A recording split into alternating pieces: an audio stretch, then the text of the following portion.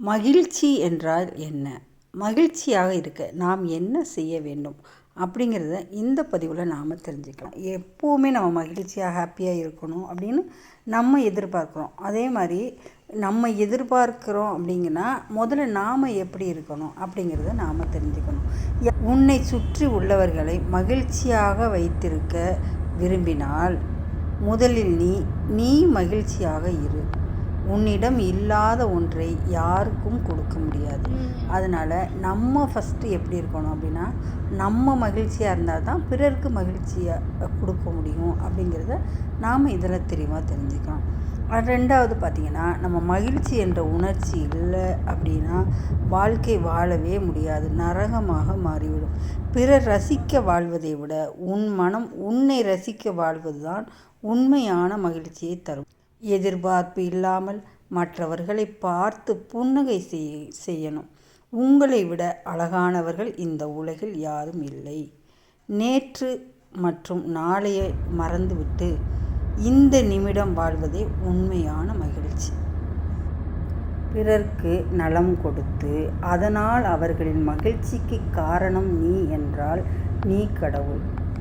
பணம் சம்பாதிக்க நல்லவன் கெட்டவன் எல்லோராலும் முடியும்.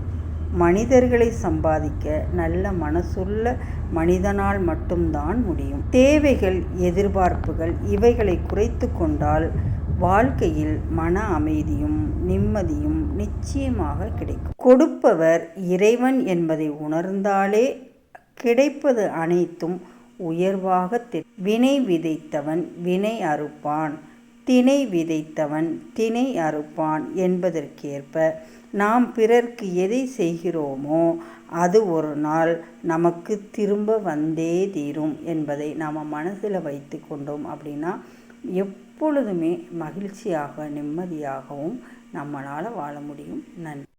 நீங்கள் வைரமாக இருந்தாலும் தகுதி அற்றவர்களின் கையில் கிடைத்தால் கூழாங்கல் தான்.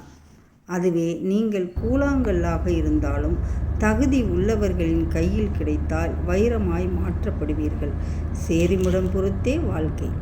தன்னம்பிக்கையை பற்றி அழகான வரிகள் விழுவதும் எழுவதும் எனக்கு புதிதல்ல. வீழ்ந்தாலும் எழுவேன் உதயமாகும் சூரியனைப் போல பிரகாசமாய் அப்படின்னு நம்ம நினச்சோம் அப்படின்னா வாழ்க்கை எப்பொழுதும் இன்பமானதாகவே இருக்கும். நான் வீழ்ந்து போனாலும் என் முயற்சியால் மீண்டும் வருவேன். என்னில் ஒருவன் இருக்கிறான், அவன் பெயர் தன்னம்பிக்கை அப்படின்னு நம்ம நம்பணும். உங்களுடைய முயற்சியை நம்பிக்கையுடன் செய்யுங்கள். உங்களின் முயற்சிக்கான நல்ல பலன் நிச்சயம் கிடைக்கும்.